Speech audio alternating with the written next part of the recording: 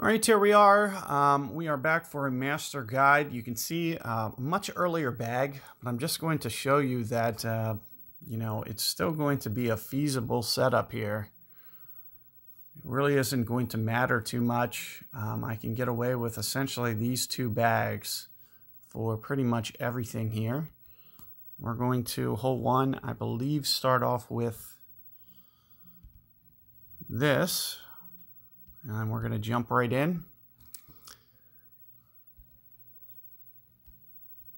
So as I mentioned, this is going to be a very good setup for fairness across all bags.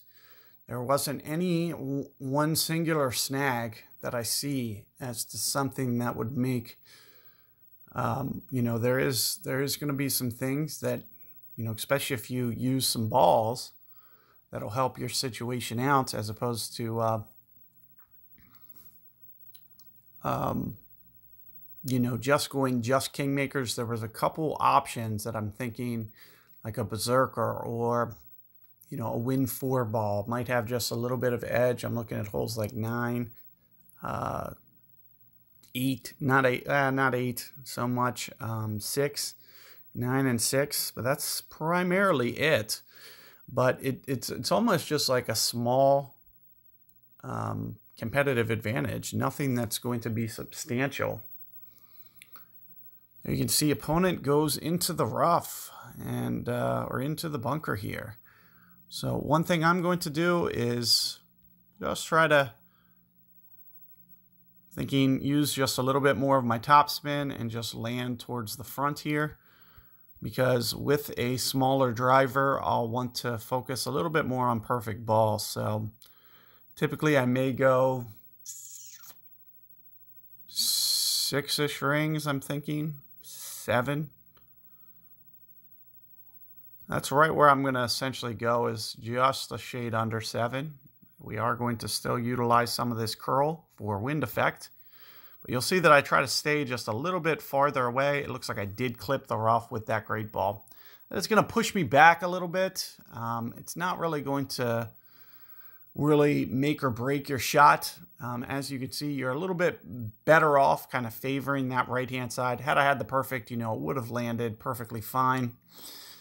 But you can see that's more than anything a testament to it landing shorter because of me pushing into the bunker there. So when you pull to lower ground, you'll see the ball land up significantly shorter. So it almost landed too short, and that's where the rough was just a little bit larger. If I would have pushed up at just a little bit more of an angle and, or going just a little bit into power, it probably would have still missed that rough.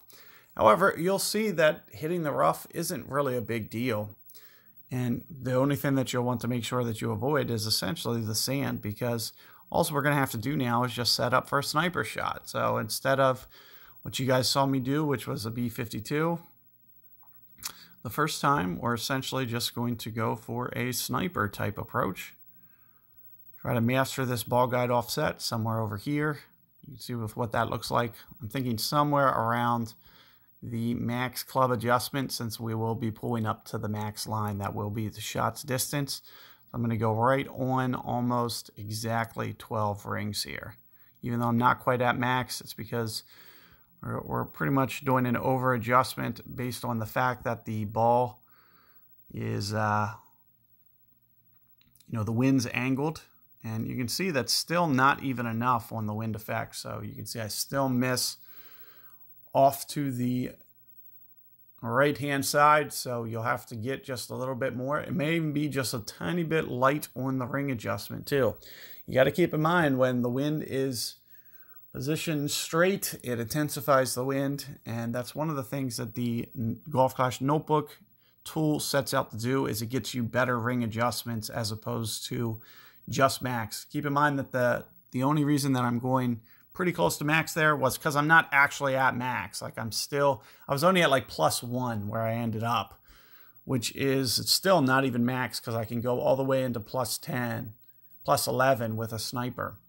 So you'll see that I was still 10 yards from the max line, but I'm still using the max adjustment, which is more of like a mid club.